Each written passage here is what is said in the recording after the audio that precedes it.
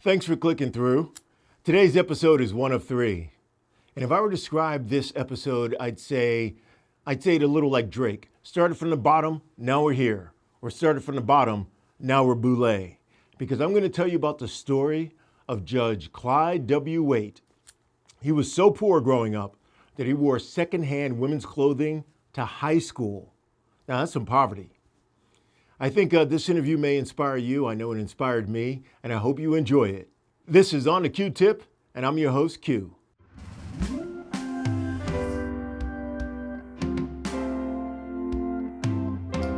My name is Judge Clyde W. Waite. I'm from a small town outside of Pittsburgh, Pennsylvania, a town called McKeesport. It's a small Rust Belt town that's been dying over the years and may someday make a comeback, but as of now, it's still in the process of dying. There were 9 of us. I was in the middle. I was the 5th, and I had 4 younger than me. And the 9 of us were raised primarily by my mother. My dad died when I was 4 years old. And so we all kind of made it with the 9 of us and my mother, who had to work and take care of all of us. I found myself seeing everyone around me as being better off. I lived in what I would consider a poverty-stricken community, but that those others in similar circumstances all seemed to be better off than me. So I would say that I saw myself as being the poorest of the poor. How did that make you feel at that time? It made me angry because I thought it was so unfair, but I took on the challenge to try to make it, and so I never felt that I was part of any real community, black, white, or in between. I think I felt like I was alone from a very, very young age. So, did you respond to that differently than your siblings? I think I did, because I didn't even feel that close to my siblings. I felt alone from, I'd say, 5 or 6 years old. I was feeling completely isolated. I would go out and just keep to myself. I didn't have friends. I didn't feel really accepted by my own family. I felt strange. I felt like I was just a different sort. So by 7 or 8 years old, I was out hustling. I was out mowing lawns, shoveling sidewalks. I found a job with this elderly white lady who was living alone. I would shovel coal into her basement. Her house was heated by a coal furnace. I would have to go up to her house a couple of times a day to put the coal in the furnace during the winter. During the summer, I would do the lawn and with one of those rotary lawnmowers, and I would cut the grass between the flat sidewalk stones with a pair of scissors. And I did that for up until I was about, I would say, 13. I worked for her for about 5 or 6 years. And so I was always there, and when I wasn't working or in school, I would spend time at the library. On weekends, I would be the only person in the library, Friday nights. So kept to myself. It was just an outlet. It was something to do. I was a pretty isolated, angry person. I do recall an incident that caused me to strike out at the nearest person to me. It was a teacher. I think I was in third grade, so I was about 9 years old at that point. And I never smiled, never laughed. And this teacher was trying to get me to lighten up a little bit, and she would come over and try to draw me into conversation, and I didn't want to talk because I would be a kid who would just sit there at school. And I felt that she was bothering me. And in that particular grade school, you had the windows that would, the double hung windows that you would have a big pole with a hook on it to raise the windows up. Well, I got a hold of that pole and I went after her. And I cornered her and I took a swing with that pole and broke it across her back and then ran out.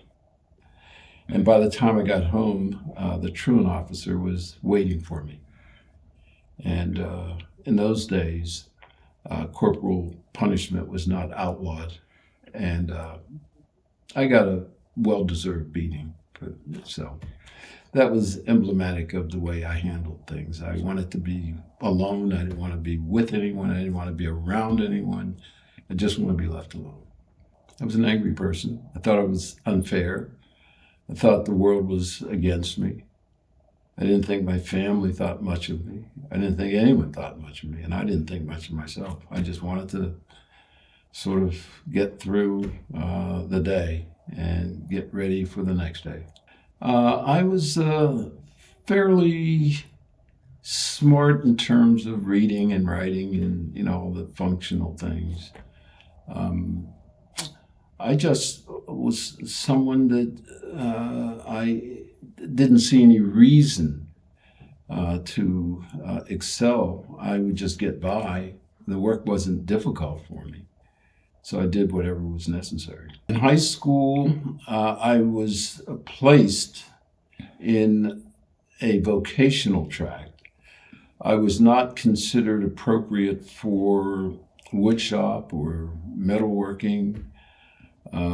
So I was placed in the commercial course. So I was the only boy in most of my classes, taking typing, shorthand, home economics, how to cook and take care of the kitchen. In those days, that's where the girls were placed. And I, not having any other place to go, that's where they placed me. By high school, I was a little more serious, and I recognized that my family being as poor as it was, that I had a responsibility to try to help. So I did get other jobs after working for the lady that I did the lawns for. I took a job as a pin setter in a bowling alley.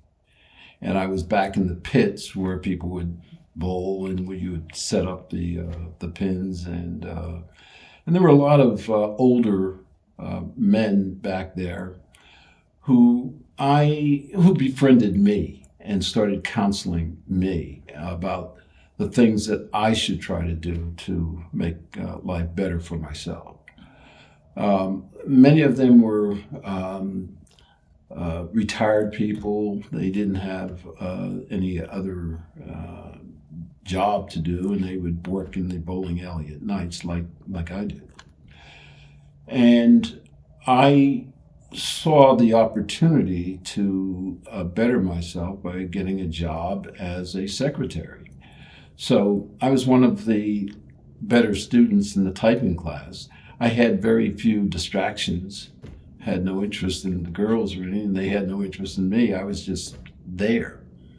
So I was a pretty good typist. I could take shorthand better than most. And our congressman in the area brought in recruiters to test some of the high school students for jobs in the federal government. And I did pass the testing that they did at the school that gave me the right to go to Washington, take another test there at whatever department or agency was available. And for me, it was the Library of Congress. 24 hours after graduation from high school, I got a train, got myself a brand new white shirt that was gifted to me by one of my relatives. Had myself a nice tie. Got on the train through the night, and by morning I was at Union Station in Washington. Put my suitcase that was pretty much a box tied shut with a rope that I put in one of the lockers. Walked a few blocks up to the Library of Congress, took the test that morning, got hired on the spot, started working that day. At quitting time, I went back to Union Station, got my suitcase, and then started walking around town looking for a place to stay that night. I had almost $50 in my pocket, and I thought I was rich. People had donated some money so that I could have enough to take care of myself for that first couple of weeks. I saw a room for rent sign in a window, and I went in and found this very, very nice woman, black woman, who didn't have a room available at that time, but said that the neighbor next door had several boys who had were renting a place to stay. There were about 6 or 7 of us in one room in cots in the basement. And so I stayed there for several weeks, and a room opened up in the house next door. The lady who took me and got me that room on a cot in the basement. And so I then moved back and moved in with that rooming house. That's where I stayed for a few months until I got enough money to go looking for an apartment. So during those few months, I would be walking around town. I didn't know anyone, so I was walking around. And I walked up on Georgia Avenue in Washington, and I think it was maybe the street adjacent to Georgia Avenue. And I see this building. It was about a 6-story building, and almost every window was filled with a black girl, shouting to people who were walking by. And I said, oh my God, I found nirvana. I have arrived. So I went in to apply for an apartment. I had already earned a couple of weeks' salary, and I had a few bucks now. I thought I was rich, actually. So I went in to apply for an apartment, and I asked the lady at the desk if I could get an application to get an apartment there. And she told me that this was the girls' dorm. And I thought that was the name of the building. So I said, well, can I get that application? She says, well, this is Howard University, and this is the girls' dormitory. You have to be a student here. And I said, oh, well, I guess I won't be able to be a resident here. But within a week, I submitted an application to go to Howard University. I applied, and I'd only been in that city for a couple of months. I applied.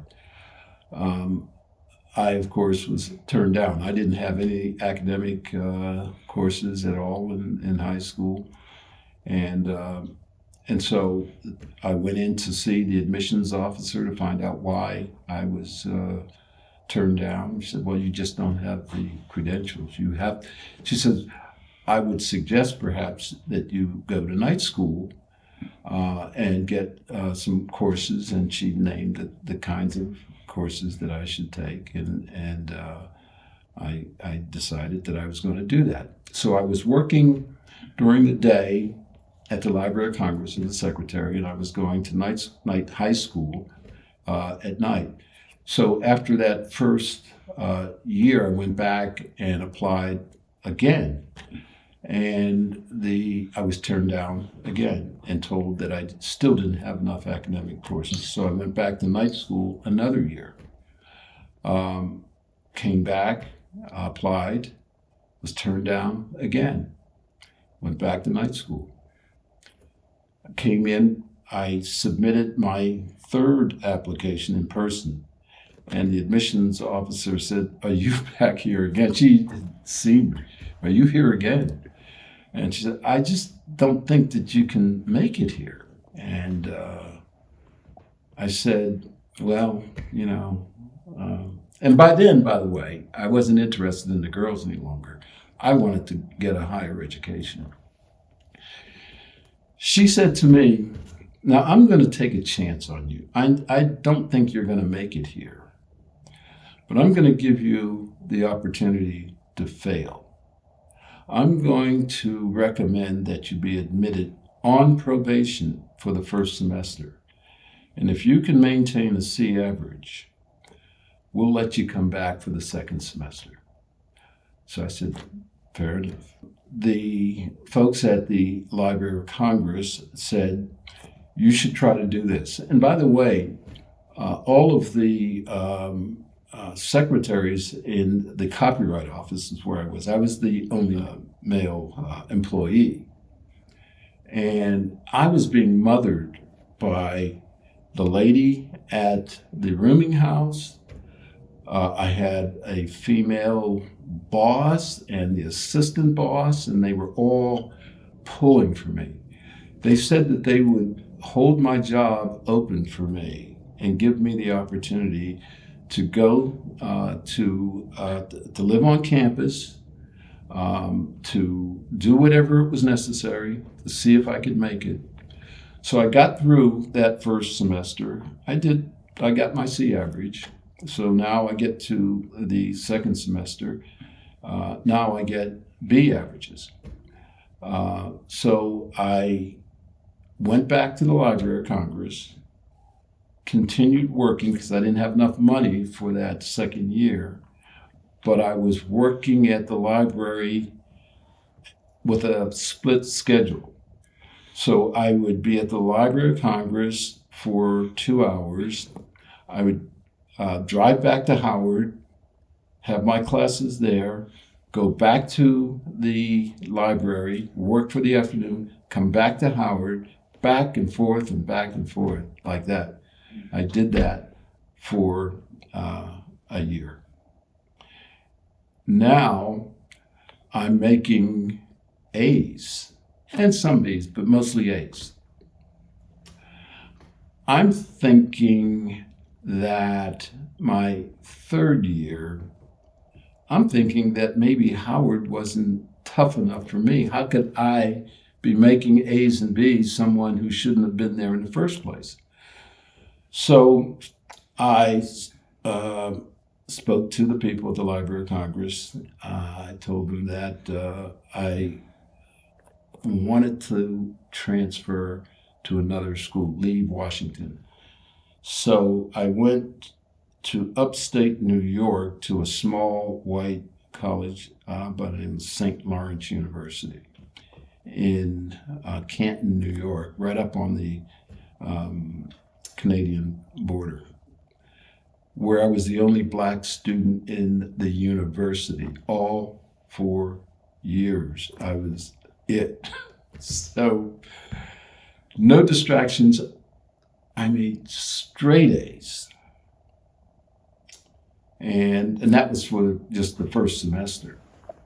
I decided I'm up here and there's no one like that looks like me. I'm going back to Howard. So I went back to Howard, and at that point I met up with, it was mid 60s when all this was going on, and all the rioting and all this civil rights demonstrations and all that. And I met up with Stokely Carmichael, who was the chairman of the Student Nonviolent Coordinating Committee, Civil Rights Group. I met up with H. Rap Brown, who was the chairman or leader of the Black Panthers. At that point, we had the Voting Rights Act was passed.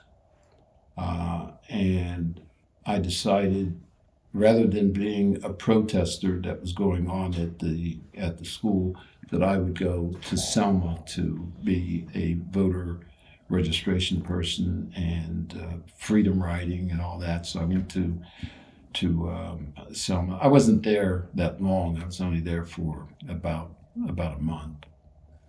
But and I had some real adventures there. But the students at St. Lawrence, they were very nice to me. I had no social problems there at all. I could function well. The classwork, I had no distractions. I could handle the work. But when I got back to Howard, there were all the Black Power, the dashikis, the big hair, the 50 caliber necklaces in the guys, and I'm still the outsider. I've been from beginning of time, I was the outsider, and I continue to be that. And I just felt that it was necessary for me. Now I'm an established student, I'm doing well for myself, that I owed some people. I owed the people at the Library of Congress. I owed my landlady. I owed that admissions officer. I saw injustices all over the place. Washington was, it was just awash with people who were being maltreated in the community. And what I learned being on Capitol Hill with all the marches, the Martin Luther King March in 1963, and all of the things that were going on, the disputes between the Nation of Islam and sort of colliding with the civil rights work of Martin Luther King. I mean, there were just many instances of injustice as far as I could see as a young person. So I wanted to do my part. And I didn't think that being on campus without doing something significant, that I wasn't doing enough.